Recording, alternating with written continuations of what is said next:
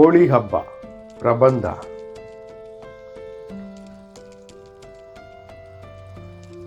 ಹೋಳಿ ಹಬ್ಬ ಭಾರತ ದೇಶದ ಪ್ರಮುಖ ಹಬ್ಬಗಳಲ್ಲಿ ಒಂದು.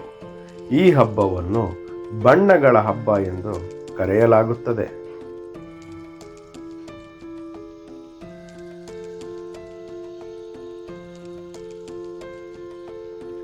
ಹೋಳಿ ಹಬ್ಬವನ್ನು ಫಾಲ್ಗುಣ ಮಾಸದ ಶುಕ್ಲ ಪಕ್ಷದ ಪೂರ್ಣಿಮೆಯ ಎಂದು ಆಚರಿಸಲಾಗುತ್ತದೆ. ಜನರು ಪರಸ್ಪರ ಬಣ್ಣಗಳನ್ನು ಹಚ್ಚಿ ಸಂತೋಷದಿಂದ ಆಚರಿಸುತ್ತಾರೆ.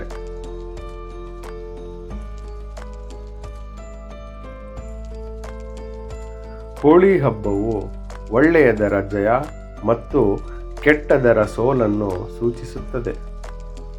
ಈ ಹಬ್ಬದ ಹಿಂದೆ ಪ್ರಹ್ಲಾದ ಮತ್ತು ಹೋಲಿಕಾರ ಕಥೆ ಇದೆ.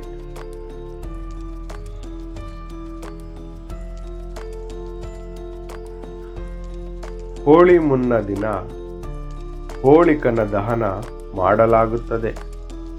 ಈ ದಿನ ಜನರು ಹಳೆಯ ದ್ವೇಷಗಳನ್ನು ಮರೆತು ಸ್ನೇಹವನ್ನು ಬೆಳೆಸುತ್ತಾರೆ.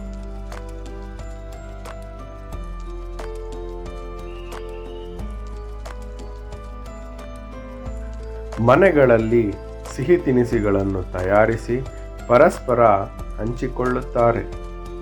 ಹೋಳಿ ಹಬ್ಬವು ಸಂತೋಷ, ಏಕತೆ ಮತ್ತು ಪ್ರೀತಿಯ ಸಂದೇಶವನ್ನು ನೀಡುತ್ತದೆ.